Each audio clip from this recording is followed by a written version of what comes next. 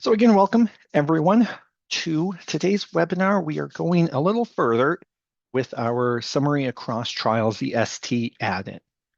If you're not super familiar with that tool, I would encourage you to check out the beginner tutorial. We have, kind of short 5-7 minute clips on our website for getting started with ST, or the longer form of just a lot of me talking. We do that often with the webinars, the ST Basics webinar. You can find those recordings on our website. Today we'll kind of assume that you're familiar with those general concepts, and we're just trying to go through deeper examples, more examples of functions and utilities within the ST. Mostly kind of talking through more complicated scenarios that you might encounter as you're trying to summarize the data. And then at the end, we'll also talk with some graphing and talk theory with interaction as well. Oh, I thought I might have had a recap slide from the beginner. The overall flow with ST, of course, is we're creating a criteria. We're really putting together a query or a question to perform.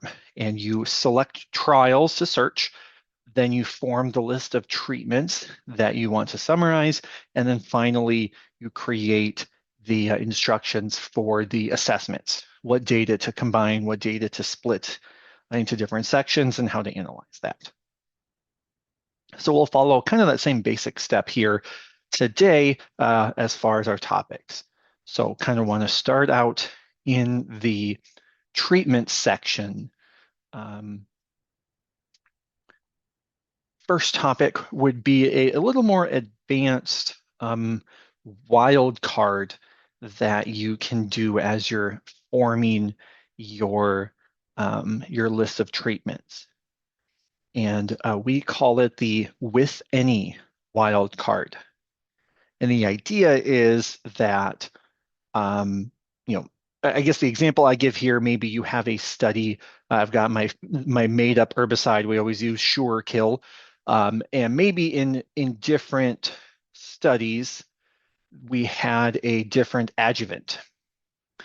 Or maybe is simply the study design that we ran it with a couple of different adjuvants, but now in the end, in our summarization, all we really care about is the combining them together. Whatever the reason might be behind that, I really just want to give ST some instructions for the combining that data.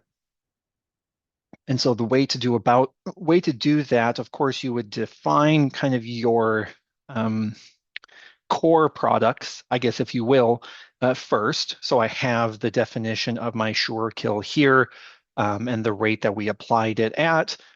That's all fine. And then a secondary line I would add, and the only thing I need to do is put 2 asterisks, those 2 characters there together. 1 asterisk usually is kind of its own separate thing that we see in the assessments section more often.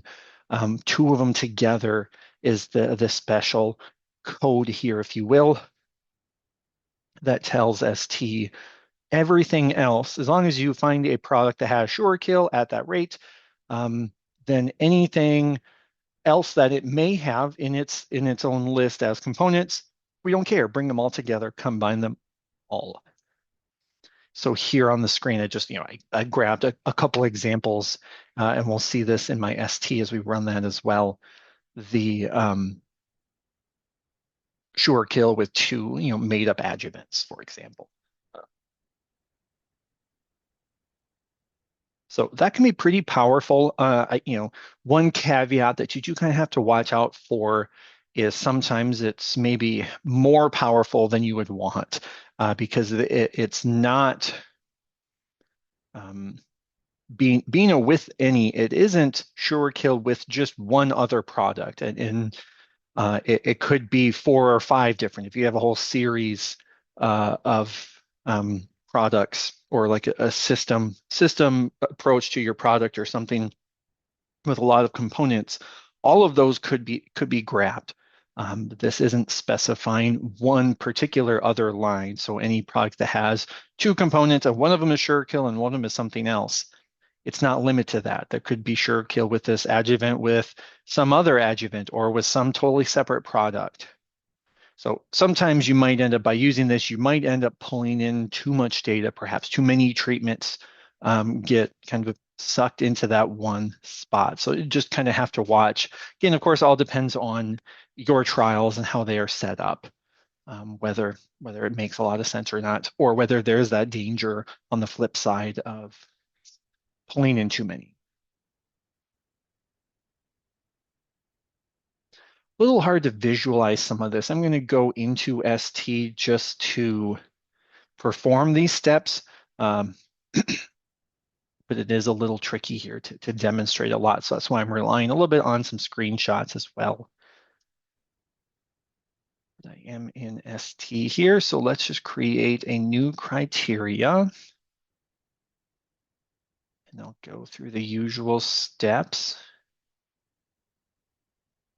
And I should have, oh, I don't think I want my study list. Just because I've got everything organized. There we go. I've got, basically it's the same set of trials. If you recall, or if you've watched our previous one, we have a set of example ST files in your tutorial folder. So it's actually distributed to everyone with your ARM and ST installation. Today I do have some rigged up. Mostly they're all the same. I think it's really all I've done is I've went into this sixth one and messed around, made things messier than we would like to try to be a little more realistic and give some of these examples here. So it's similar to what we've done before, but it also has some landmines, if you will, to kind of help us explain probably more realistic real life scenarios, whereas that original set of files are really clean. So I'm just going through the motions here like we do in the beginning, in the basic training, using the build treatments to get a list of things. This time it is a little more interesting, as you'll note. When we do the default, we just have the exact same treatment list in every single trial, and it's smooth and easy. Here, though, I have four treatments that are those classic ones, but now I do have four new ones from that messy trial. So that's a good indication a lot of times that, oh yeah, it isn't quite as simple as it was before for various reasons. So our example here was the SureKill, and I can see in this list, and that's kind of one of the benefits why I really like to spend a lot of time on that build treatments function, is because it gives us a really nice starting place for when things aren't as simple and easy. Because now we have a list of all the unique things that ST had found, and we can learn from that to craft a better criteria to make sure everything gets combined the way we want. So for example, I can see treatment 3 and treatment 7 are quite similar. They're SureKill at 2 liters per hectare. Definitely the same product. The only difference would be, just like I had my screenshot, the slightly different adjuvant, perhaps, is all this signifies. So if I'm in that situation, well, okay, those really are the same to me. It doesn't really matter. Those are basically equivalent for, as far as my research goes, at least. I can combine them. In our basic example we talked through, you can always use the equivalent treatments. We usually go through that example in the basics. That's the fastest. That's the simplest.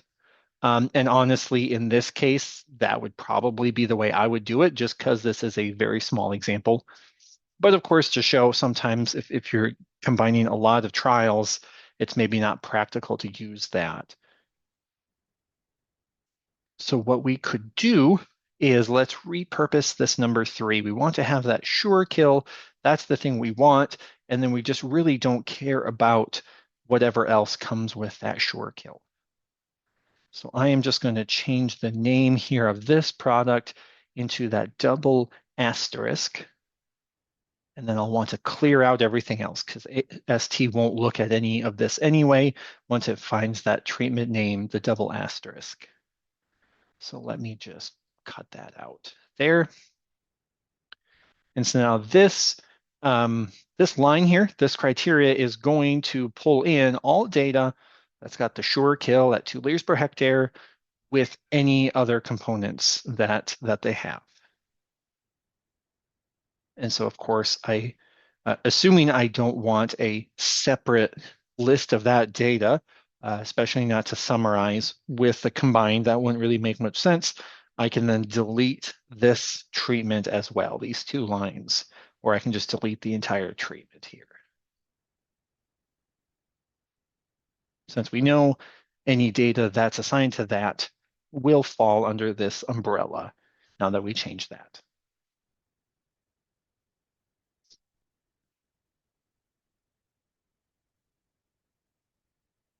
So that's the with any. Certainly it can be expanded if in theory, let me insert a line here, if there was multiple components that mattered, let's call it SK2, I don't know what else it would be, another component that you had and you wanted anything that has those 2 plus whatever else was added in, you could do that as well. And now this will match both of those plus whatever else is there. So that's one way again to narrow in the focus if you're finding that too many different scenarios are being caught and brought into the same bucket, if you will, in the analysis. You can specify more than one line.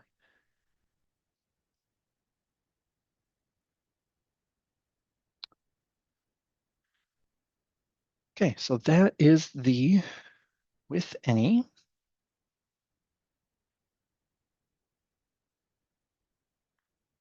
Another function here on the treatments editor is the exclusive match.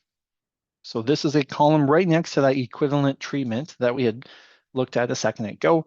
The idea for this function is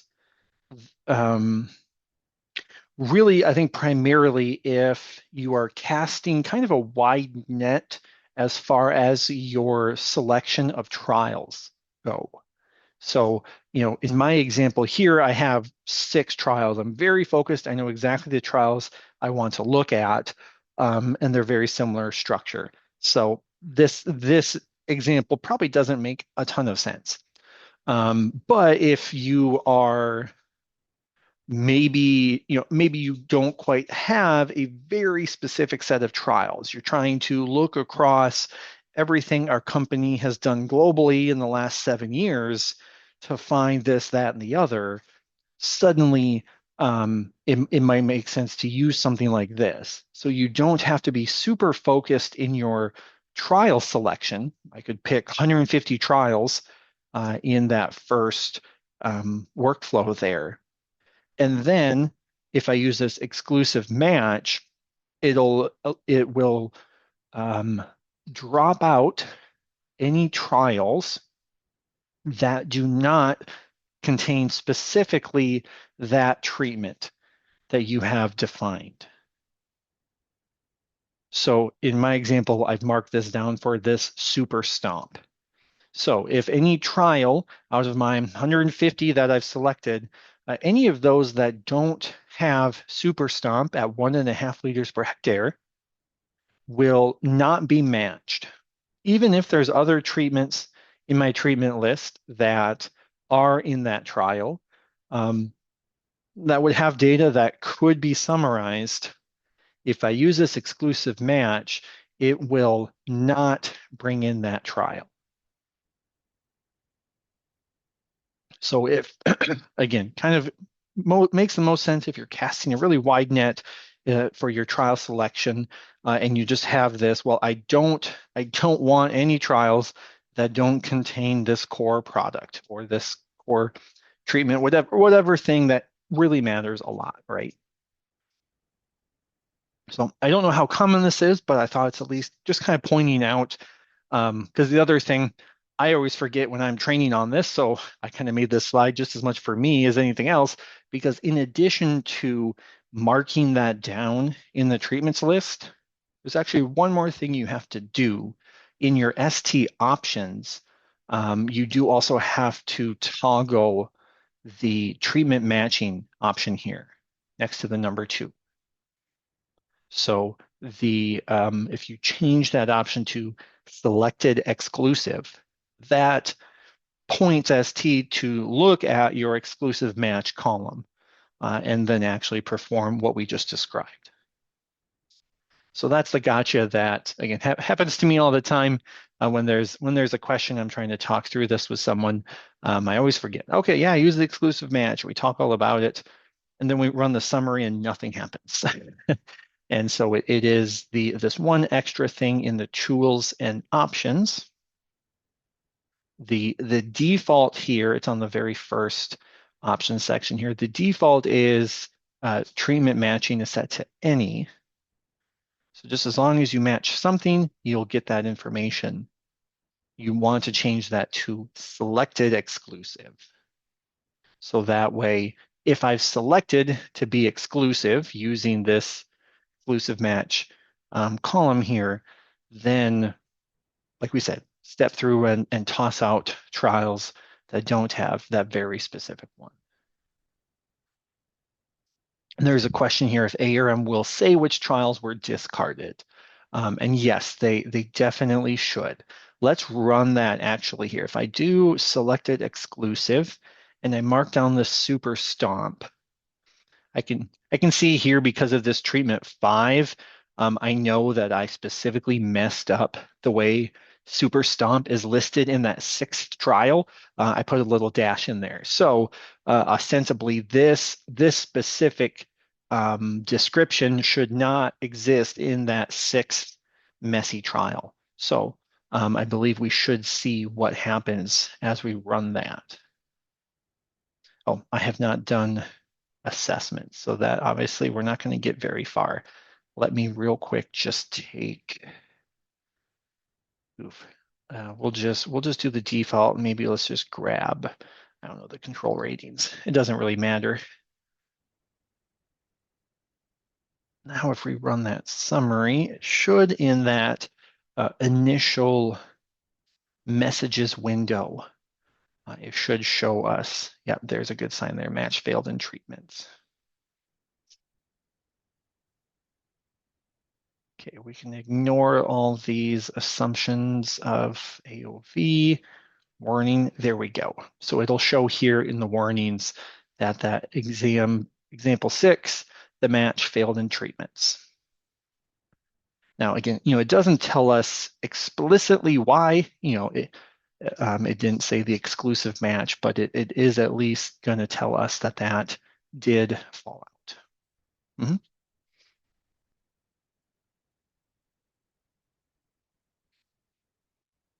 We won't worry about the data just yet, but again, that's your exclusive match. And real fast, since we're right here, this 3rd column that's kind of special to ST is your rate % deviation.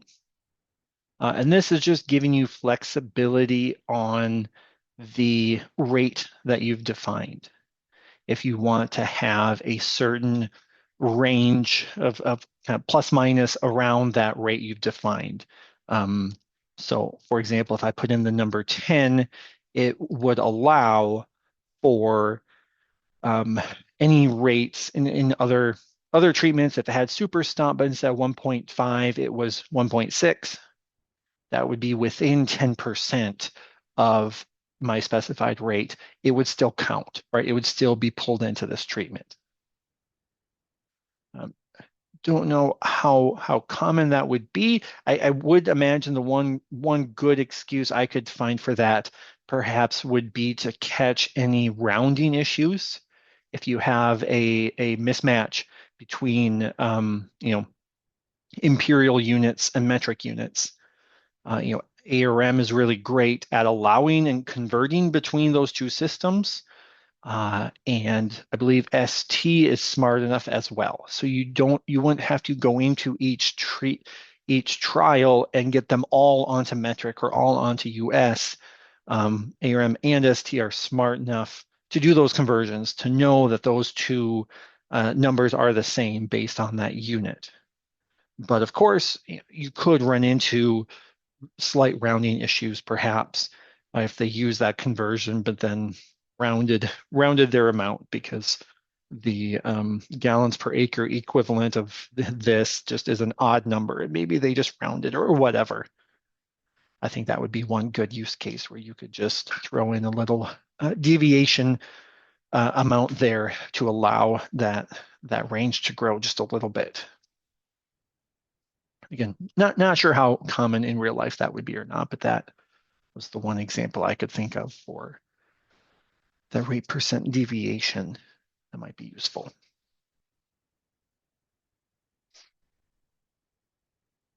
So that's the treatments more or less here. We could talk through, I guess. So we did this obvious example here where we dropped it out. We can maybe clean this up a little bit. So we have those two that should be the same, and just someone typed it in differently. You can always use that equivalent treatments choice if you want.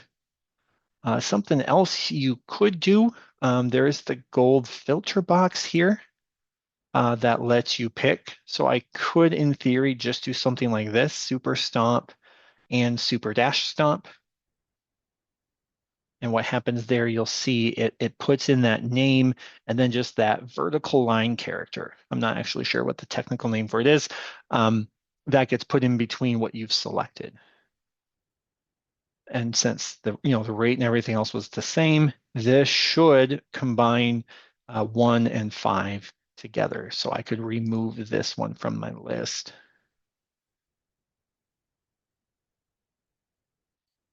And then this next one here is Stamper 1, 2, 3. And then at one point in time, we just called it Stamper, maybe, trying to mimic that. Sometimes the name of a product changes, shifts a little bit as you're going through the research with it before it gets to the end. And so I guess we've got that one other wildcard here for this example, just a single asterisk. I don't think I have this in my slides, but I'll show that. And actually, you can see it over here on the ST properties as well. When you use that single asterisk, it uses start of field. So any product, any treatment name that starts with Stamper, and then any other characters after that, it does not matter. It's really what the asterisk means. So in our one example, in most of these trials, it just stops at Stamper. As we can see, there is one where we call it Stamper 1, 2, 3. Either one of those will all be combined together then, because that asterisk says, doesn't matter how many more characters are beyond here, doesn't matter what they are. If it fits this pattern where the name starts with Stamper, that's good enough for me. Let's combine all that data. So that's the way to kind of pull in this treatment 5 with treatment 2. So I can delete that one out. And then last but not least would be, the classic check versus untreated. And I think right now I'm just going to combine those with the equivalent treatment. We have time. There is a whole function. I don't know if we'll have time for this. We'll loop back if we do, but there is a function called the synonym list. And that's another way for something like this that you're going to get again and again and again. There's always, so many different ways to just describe your check treatment. You can create a synonym list so ST can recognize the common different ways that some things are called and automatically assign those equivalent treatments for you. So little bit of a process to get that up and going. So we'll loop back if we have time. I'm skeptic, but just to point out this function called the synonym list, so you know it is something that you could try out. If you're making lots of summaries and want to build up this dictionary that ST can kind of figure out when the same thing is just described differently.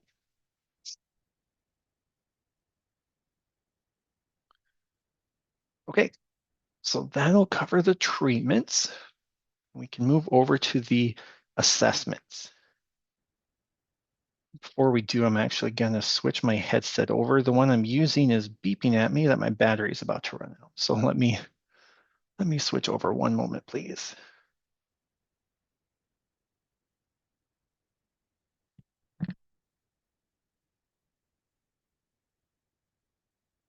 All right, hopefully you can still hear me. Apparently the headset was slightly off and not charging overnight. So luckily I've got this other one over here. All right. So moving on to kind of the next phase here is the assessment section.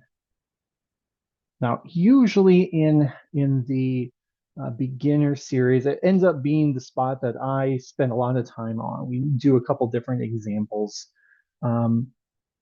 So was a bit of a challenge to figure out, okay, well, what do I always cover? And then what do we have left of things to talk through? And I think the biggest one that is worth talking about is really when you have multiple assessments at different timings, right? So in general, with the ST, and I'll switch back here just to talk with my mouse, that when we're in the assessment criteria section, we describe the assessment we want to pull in and bring in all of that data together. The kind of the tricky scenario then is, well, what happens when we have multiple columns that fit that one theme? So like here, I'm interested in summarizing the control rating, the percent control that we perform. And if I was doing like the yield, that's pretty easy, right? There was, at least in a lot of studies, there is just one event of the yield. You might calculate it in terms of bushels per acre or something to standardize the unit. So you always have kind of just one column in every trial that has that. And that's the one we want to grab and summarize. Pretty easy, fairly straightforward. It's less so for something like these control ratings, where maybe we went out every week for a couple of months to perform this rating. Hopefully we use something like an SE to standardize the way that was described. So at least within a trial, we used this same control and the same unit. I think usually it's percent UNCK, but maybe one of these trials somebody used a percent. I'm going to consider those both the same and select both of them. But if I run this as is, and usually I take out the timing portion, then what happens is you have all of those assessments in each trial get squished together. We get combined a whole lot of data points when maybe I really only want one assessment from each trial to be compared against each other. And so that's really kind of a few different ways to approach this, and maybe the differences in how they work. Kind of talking through that might help match up when it might fit for you to do so. So the first method is the one usually I try to have time in the beginner ST to show it, because I think it's really impactful, and it almost always comes up with, as we saw, with the default wildcards that get put in there. It usually just comes up as we're looking at the data. But it's using your treatment application interval or we used to call it, if you've used ARM for a while, you might be familiar with the treatment eval interval, is what it used to be called, or TEI, if you want to abbreviate it. But that's kind of an auto-calculated value in your trial that just um, fills in, is maybe more descriptive truly of the timing aspect of when a particular assessment occurred, because it calculates how many days after the last application occurred to when this assessment was performed. A lot more useful and informative than just a raw date, right? June 12th does no one any good, combining across different trials. We don't care whether it was June 12th or July 1st. It all depends on when the trial started, when the last application was. So that field is really powerful for it's really the agronomic date of an assessment, if you will. So by using that field in your criteria, you can zero in on the really the timing specifics of when that took place. Of course, even given that it's obviously better than just a strict date, there's still no guarantee that the assessment happens exactly 7 days or exactly 14 days after the application, right? If the weather dictates, well, we got out a day early or a day late, you end up with slightly different values there, even though in general it's the same time frame. So you can build up the list of the various intervals across your trials, using that scan for criteria button. Actually, since we have ST open, let's just do that real quick. So once you've defined your assessment there, then click into the treatment application interval field. And we don't have a gold box, but we can basically build our own by going over here to the ST properties panel. And there's this possible criteria. See if I can widen this a little bit. We don't quite have the right size. There we go. And so first step is this scan for criteria button. And it can read all 6 of those trials and actually match the existing entries. If I want to read only the control % columns to know exactly what intervals I have, it'll read all 6 of those trials and pull together a list of the unique values. And so by clicking that drop down, these are all the different values in the various columns that I have. And so the value here, of course, is maybe really anything from 13 to 17. Would I include 10 or not? It depends, of course, on how far is too far, but this seems like a fairly reasonable range around that 2 weeks after application. So although the number varies a little, this collectively really is the same thing that I want. So I can make that selection and click on this range button. And so what that does, I'll ignore this message for just a moment. It defines anything from 10 to 17 days after application B as the criteria for that column. So although one trial had 15 and one had 17, bring them all together, because really I would consider those equivalent. And now the question just here is, do you want to make another range? So as we looked at that list, you could tell there was kind of a cluster around this 50, a little over 50 days after B. That seems reasonable to maybe bring those all together as well. And we'll say no. And by creating multiple ranges, what happens is ST will copy that entire description that you have and make a separate column. So that's a separate set of instructions that it'll perform for those two groups of times.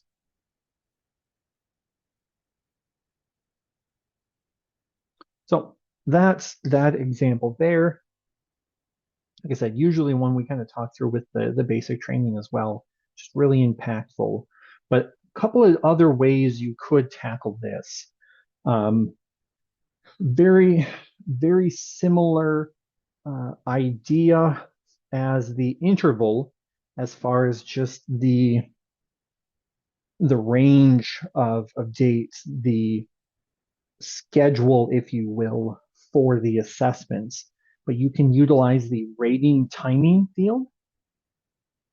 And really that's useful. It's basically like an application code, but for assessments, right? When you go out to make an application for one or more treatments, you might do all of the treatments, you might not. Maybe you only do half of them because timing is involved in the treatment or whatever.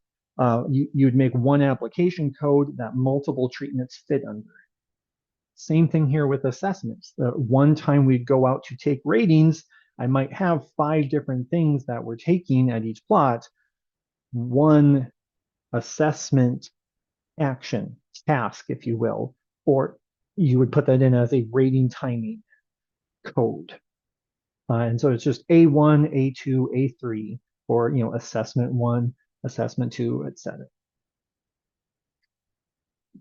So that would be very similar. You now obscure the how many days after application. That number isn't involved. You don't necessarily have to know. All it is according to the schedule from the trial, this was the first time we went out. This was the third time we went out, whatever. Same thing, you would just use the criteria field. So instead of filling it in here, it would be, looks like it's hidden by default here. So I would just want to find it in my hidden fields list and re-enable it. There it is, rating timing. And so I could select, so the A1 is kind of the first one, if you will, instead of that, perhaps. That would be kind of how you could do that. Now, the downside, just to point out, this is a little hard to do after the fact, right? If you've been using rating timings in your trials, if you put them into your protocol, then it's great. Then it's real powerful. But if you're just staring at a list of trials right now, trying to do a summary, this maybe isn't the best option because you would have to go into each trial then and put down these rating timings and then save the trials and come back and do a summary. And by that time, there's probably other easier ways to just get it done, right? So little works best if you're doing prior planning. If you get those assessments, fill out the whole assessment schedule in the protocol and put those timings in. Or if you use the SE definitions, that's real powerful to incorporate rating timing codes in alongside your SEs. Then it's powerful, easy, really quick. But it's probably just not an option if you hadn't thought about this before. It's not going to save you right now. You're probably better off using the interval. But definitely a powerful reasoning for checking out the SE definitions workflow and how that all can be scheduled out, and it fits in with your scheduled tasks as well. If you work on that functionality in ARM, all kind of linked together using that rating timing code.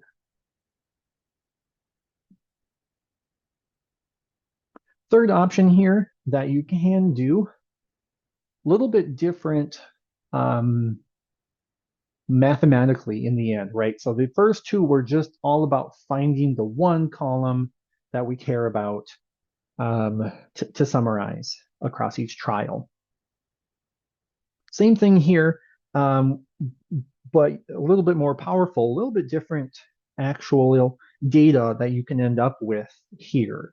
On the ST properties panel, there's this option called summary column that lets you control how ST selects columns when it performs that criteria. So by default, it's set to every. And usually as I'm talking through training, I'm just kind of assuming every is what's selected. It's going to grab all of the trials that fit whatever criteria we have defined. But we can actually give more nuance to that by using some of these other options. So for example, there's a last. So regardless of the schedule, regardless of how many different assessments were performed, if I choose last, then ST, when it runs the summary, will take of the set of control ratings. And in my example, we have an ST.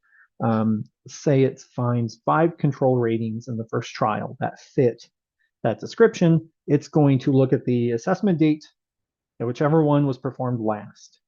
That's the one that's going to match. And then it'll go to trial 2. Maybe there's only 3 assessments because they had to stop early or whatever. It's going to just take that third one, whatever one is chronologically last. That's the data that's going to get pulled in to the summary, and then it moves to the third one. So a little more nuanced, right? It's going into each trial and picking one that's potentially a little different, right? So you do want to be careful, I suppose, if you do have trials that, like I said, could end early. That's maybe less common, but that would be one gotcha with the last, I guess. Then there is also a maximum and a minimum option, and this one is not even on a per trial level, but it's actually per treatment within each trial. So here I have a graph of just one of the trials. If you'd imagine, and we have all these different assessment dates, right? There's 5 different times that we performed that control rating. And if I turn on maximum for this option here, then the assessment data, the assessment that gets chosen is actually different for each treatment than this trial. And I pointed at the arrows to show for each treatment, what is the largest response? In this case, it was July 5th. So for these 2 treatments, that July 5th assessment will be used. That'll be the data that gets pulled in for the summary. Then, of course, these other 3 treatments, it looks like the highest one was July 19th. So whichever had the largest numerical response, if you choose the maximum per treatment, that's what gets summarized in the end. So they could come from different columns, from different time stretches. And then same idea, but of course with the minimum.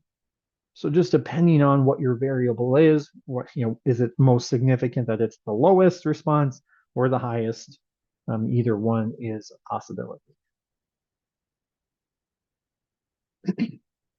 But just to show in ST, you can have this defined. Obviously, it would be, you wouldn't factor in the intervals then. You wouldn't mix and match these options. You want them totally separate. So something like this with the control, I can come over to the ST properties, and it's this first option here.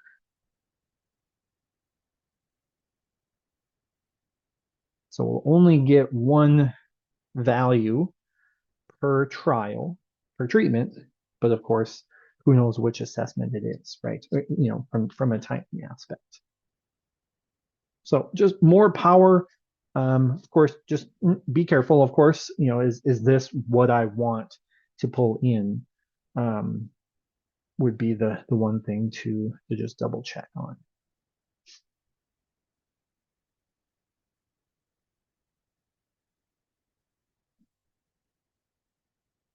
All right, one more small note here on the assessment section. Just a frequently asked question, I think, in ST, because it's not immediately clear, the ARM action codes field. in ST. Of course, in ARM proper, that is a fantastic tool. It gives a lot of commands to tell ARM when it does a summary or all sorts of different functions in that field. In ST, however, it's really not a special field. It really behaves just like all of the other criteria header fields. So, for example, something like the EC action code, which is excluding the check in ARM, that statistically drops out the check from the analysis and summarizes just the rest of them. That does not do anything in ST, or at least it just ignores any columns where EC wasn't put in there. So if you want that outcome of excluding the check, the answer would actually be just to go to your treatments list and delete the check from your criteria. One of the nice things with ST is we're not manipulating the trials, so you're not removing any data when you get rid of a treatment in your criteria list. It just says, I don't care about this in the summary. I don't even want to see it.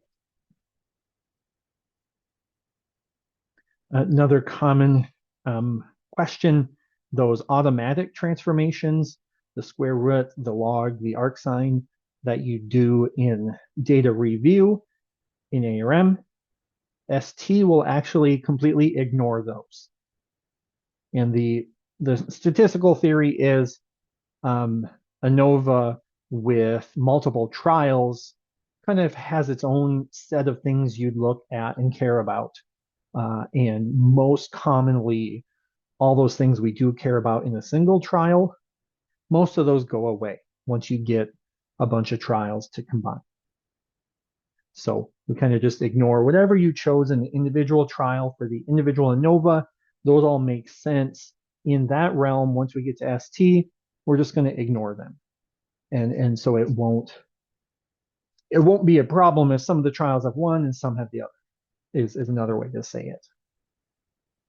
And then finally, the one case where an action code does actually matter in a trial, if you put in EST, that will exclude that column from ST's consideration.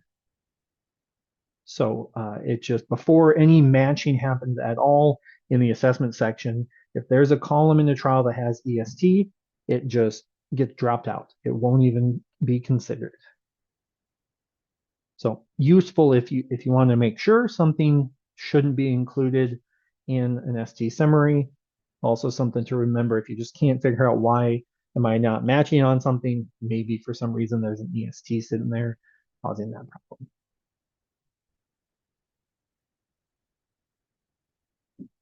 All right, final topic here is interaction. I'm going to try to pick up the pace a little bit since we've got just a few more minutes. The idea here, kind of once you run the summary and you start to combine the data, then this would be one kind of statistical thing to look at and consider. So the idea of interaction is if some of your treatments respond or perform differently in some of the trials in your summary compared to others. An example would be, a term thrown about would be like you have a racehorse product that really performs amazingly in like high yield studies, right? It just goes over the top. It is so amazing, fantastic, does really, really well at high yielding areas. But then if you have a trial that is not quite as good yielding, the bottom drops out. It performs very poorly. That kind of can earn a nickname of racehorse. Does really good when things are good, but it doesn't have that stability at the end. On the flip side, you could have a product that's more of a workhorse, where it doesn't have quite as high of a high, but it's more consistent in the areas where the yield isn't quite as high. It doesn't just drop out its performance. It's a lot more even keeled. And the whole idea of the interaction is the analysis we do really would only be meaningful if the relationship between the treatments is consistent from trial to trial. So if you have this interaction present, then you really start to question whether this grand mean and all this analysis we do by combining these trials, is it really meaningful? Is it going to tell us anything if it depends on what treatment, what trial you're looking at as to how those treatments perform? So that's kind of the big question mark, the engine behind why would we look at this interaction in the first place. And so trying to visualize this is just talking through it. It's probably a mangled mess. We do have a dedicated graph in the graphing function in ST to help visualize and investigate this idea of interaction. So it's the treatments by trial graph. And here is an example in the corner for us. And we're plotting the treatment mean within a trial versus the trial grand mean. So here across the bottom is your overall trial grand mean. In this particular example, it's a little over 100. And for each trial, wherever you land, so here's trial 1, all of the treatments, the means for each of those treatments at trial 1 are plotted here. So if we follow one of these treatments, this red treatment, for example, then we get a simple kind of regression line to just split the difference across the response of that. And so what we're doing is trying to visualize that slope. How much of an angle is that line there? Because that gives you a sense of how stable the treatment is.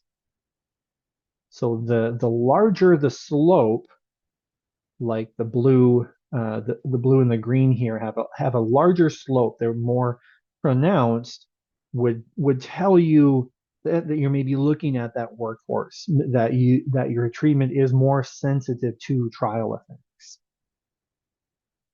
And again, this is an example of yield that we're pulling from. So in the trials that have large yields, these would be trial 5 and 6 and 2. These high yielding trials, these two treatments, it's 2 and 3, they both perform quite well, right? Their responses were really high, but on the flip side, when you have low yielding like 4 and 3, they struggled more compared to that treatment 1, which is a lot more stable, right? It didn't smash, but it also didn't really bottom out. So just trying to visualize those slopes. And it really doesn't matter if all of the slopes are really tall or they're all very flat. The whole idea is just how similar are those slopes collectively. Because if they all are similar enough, then we're not concerned about interaction. We're just hoping for consistency in that response in order to feel good about combining all of these trials together. Obviously, agronomically, you might care about that stability, as far as marketing that product and whatnot, but just from the aspect of the summary and analyzing this idea of interaction, how good do we feel about the statistics that we see? That's really what we're focused on. Right underneath that graph, we do have one more visualization on the screen, and it is a dendrogram of the trials. And the idea here would be to try to cluster the trials. So I guess if I go back 1 second, we start to have some concerns, right? As we looked at that the red line seems pretty stable relative to those other two. So we have an idea there might be some interaction here. And there, we can look statistically and run a statistical test to get kind of a p-value, yes or no. But just in general, let's say, yeah, I've got the vibe at least. We might consider that there's interaction here. Then the next step would be right underneath that, look then at the clustering of those trials. So again, these numbers just represent the trial numbers. I think are they on that graph? I guess I don't have it in my screenshot, but in the tool, you'll see on the right the list of trials. So you'll know what trial 1 is versus trial 3 and trial 4. The trial IDs will be listed. So this is trying to visualize the cluster. Obviously, these two are very close together, so you know that's a cluster. But trial 1 is somewhat close, so they are in this kind of second layer cluster. And then 5 and 6 and 2 are kind of their own cluster on about that same level. So the distances, both vertically and horizontally, are to scale. They matter. That's the concept here is the distance as those brackets get farther apart shows just how clustered things are. So the idea especially would be, okay, we have interaction present. What do I do? You could then kind of split up the list of treatments. And so maybe I do an analysis on these 3 because they are a cluster. Let me analyze those 3, because if I go back a second, if you look at the graph only in this section right here, you end up maybe pretty consistent. They all have a little bit better slope. And then separately do an analysis on these 3 trials. And your interaction maybe is better, that they all have a little bit more similar slope. So that would be the idea, is to give you an idea of how those would cluster if you were to split apart the analysis a little bit. Again, because I'll go back one last time here to the moral of that story of why it would care, why you'd look. It's really only meaningful to combine all this data together and try to make a conclusion. That's really only meaningful if the relationship between those treatments really is consistent from trial to trial. So if you, at worst case, cluster them up to find when the relationship between treatments is consistent in this set of trials, and then separately a group of this set. And that is done here. I'll go real quick, run this summary. I don't even know what data we have. It's probably a complete mess. But just to show in ST where you can see this tool. Once you run the summary and you get this snapshot of the data, there's a button at the bottom to create a graph. And it'll ask you how you want to label the titles. I take the default. Like we said, it's a complete mess. But here in the corner, there's the treatments by trial. And yeah, it's yelling at me because I don't have enough data.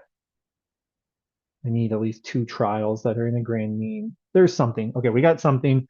Of course, my monitor is not showing this very well. I can't really zoom, but it gives you an idea. This would be the tool. It draws the graph. It should usually fill up the whole screen, but it's not for some reason.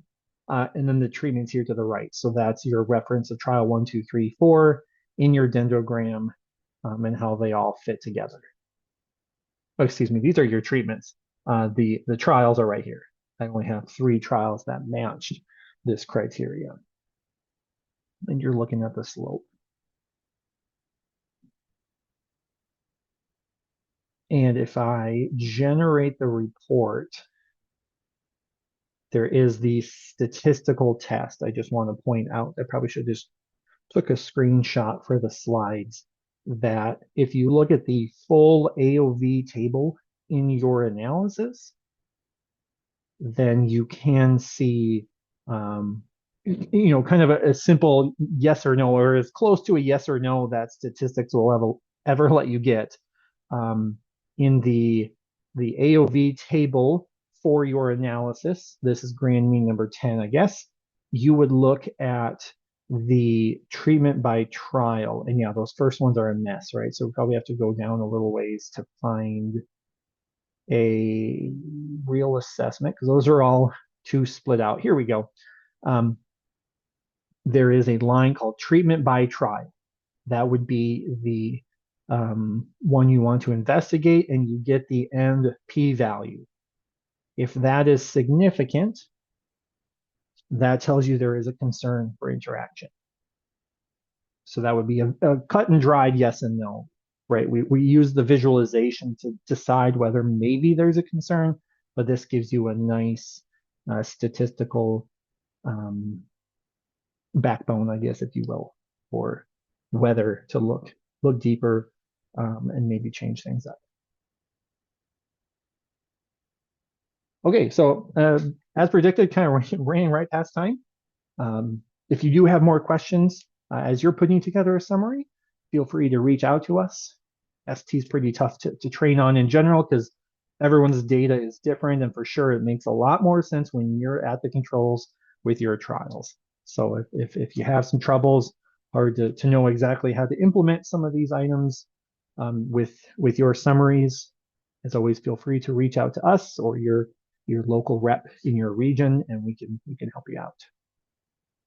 So thanks for your time, and hopefully we'll see you again at a future webinar.